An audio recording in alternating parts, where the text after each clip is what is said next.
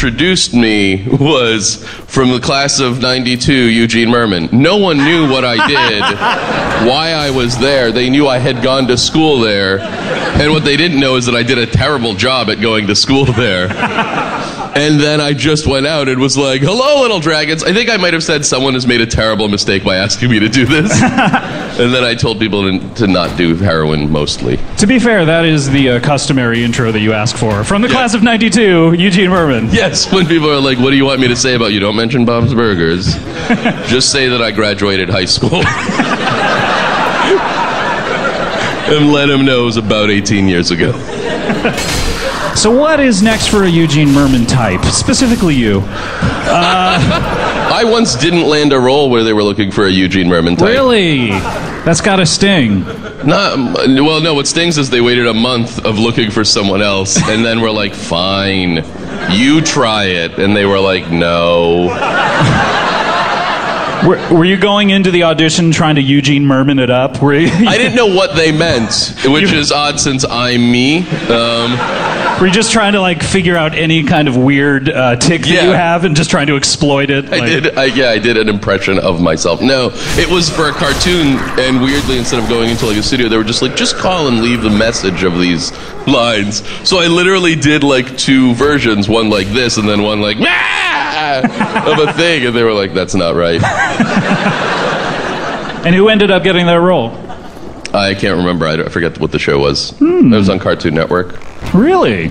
Yeah. And do you get a lot of that out there? Do you hear about that kind of thing a lot? Like now that you're a famous actor, you're on Flight of the Conchords, you're Indeed Located, Bob's Burgers. We're literally almost out of stuff. I like that you're like listing it like I could go on, but actually, I don't want to say the end. My career and my body of work would make you stop.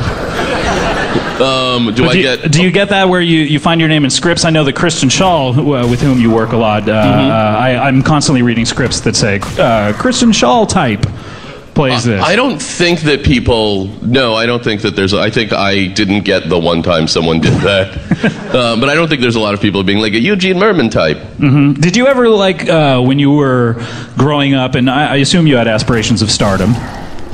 I think I had aspirations of doing comedy so that I could have like a 2-bedroom apartment. But yeah. But in it, I was like, one day there'll be a thing called YouTube and the internet, and I'll use those tools.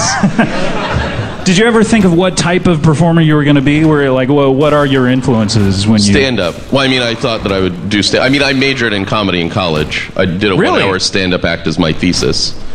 So, in front of the actual class? No, I produced and promoted an event, so I got like 400 people to come to a cafeteria and watch me do an hour of stand-up, which I'd never tried. I mean, I tried stand-up, but I hadn't done a full hour. You hadn't done a full hour? No, I would just do little like 10, 15-minute things, and then I put it all together. And do you remember what grade you got? Hampshire has no grades. It has evaluations. And I got a good evaluation. The teacher was like, yeah, I think you'll make it. That's what she said. Then they wrote out like a 10-page thing of my project. They wrote, meaning they transcribed your jokes? No. They write, you get an evaluation. They wrote a 10-page evaluation of your... 4 or 5, something like that. Like really? Yeah. And were they evaluating how funny the jokes were, or...? I think just the whole process, because part of the thing was... Because also, that was my thesis, but I had done like papers on like Lenny Bruce and his effect on culture and, the physiology of laughter for science. I did a paper on that. It was all totally wrong, but I understood... how science worked, which was what the teacher really wanted me to do. And what was that effect that Lenny Bruce had on culture? Nah, We all say fuck a lot now? Yeah, people, they go dig it, and then they talk about the president. And they give him a silly voice like a car salesman. It's good. I'd love to bring that back, just saying dig it before. Like, if you really want anyone to pay attention to what you're saying, just, oh, by the way, dig it. Yeah. Maybe not the by the way before it. Or even just dig. Dig. Let me tell you about my experiences in college. Dig. Dig. Is that how it's used by jazz people?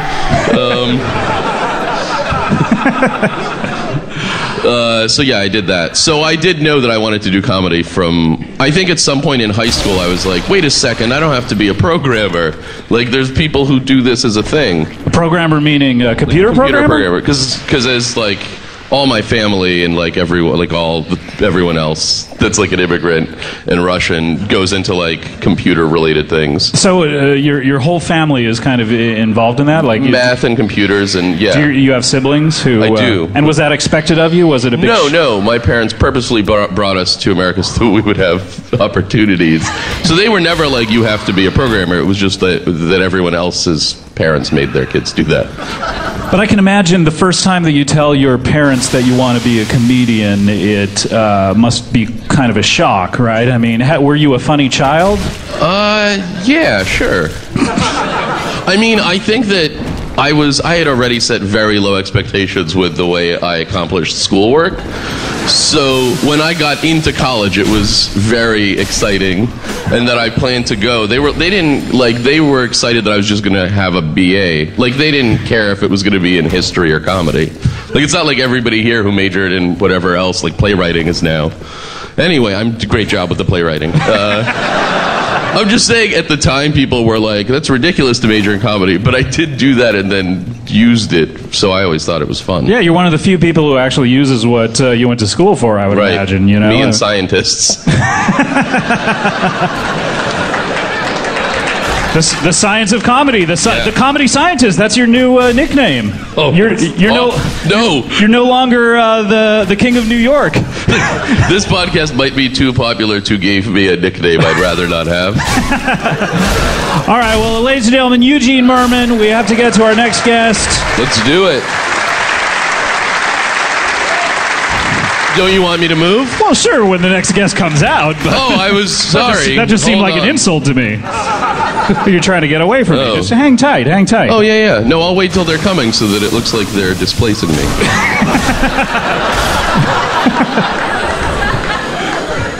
All right, well, I got word. You were our only guest, but while we were talking, I looked behind you in the wings, and I got word that we have a special guest waiting to come on. Unplanned. People like drop-ins, right? People like... Yeah. And you may know our next guest as the writer of several musicals. Let me break them down. Joseph and the Amazing Technicolor Dreamcoat, Jesus Christ Superstar, Evita, The Phantom of the Opera, Roller Skate Train. Please welcome Lord Andrew Lloyd Webber. Thank you. Thank you. Oh, thank you all. Thank you. Thank you. Thank you, Scotrick. Hello. Eugene Grit, hello to you. A pleasure. Oh, Scotrick, what a delight to be with you in an actual theater. Treading these boards, greasing up my face with paints. Have you greased your face up? Well, of course I have. I'm in a theater. That's step one. Respect must be paid.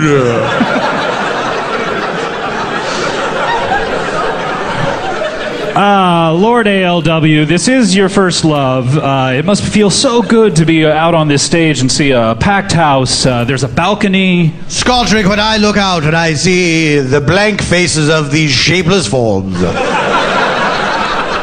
I am gratified to my very soul to have been born on planet Earth during the time when theater exists.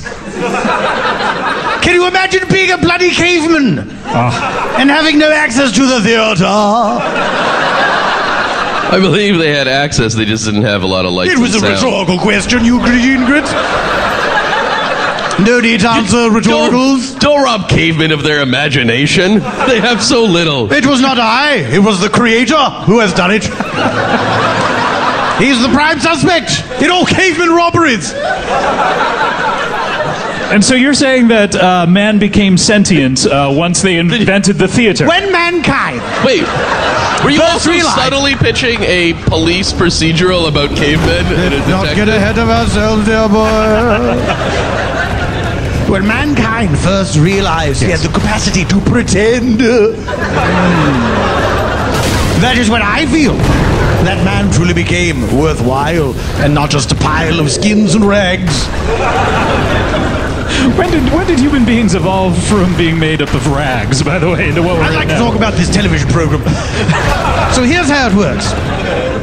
It's a caveman robbery squad. Cavemen come to the police. CRS. Please, I'm discussing something with Eugene Grit. Is it C:RS? Will you? So, You're interfering with the creation process. please. Now you're doing it on purpose.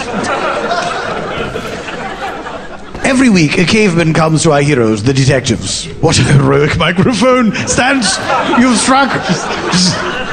Just getting ready. Look at that. With your Russian heritage, you're like the hero of the proletariat. A different caveman comes to our heroes, the policeman and the other one. And the caveman says in his caveman language, thing stolen, me. And then at the end, it's always Almighty God who is the thief. But they can't arrest him because he's in the sky. Do they try to get at him? Do they try to Yes, they make reach wax the highest... wings. Yeah, really? They try to fly up there because they haven't read the story of Icarus. So the story of Icarus already exists. Yes, it does. Oh, okay.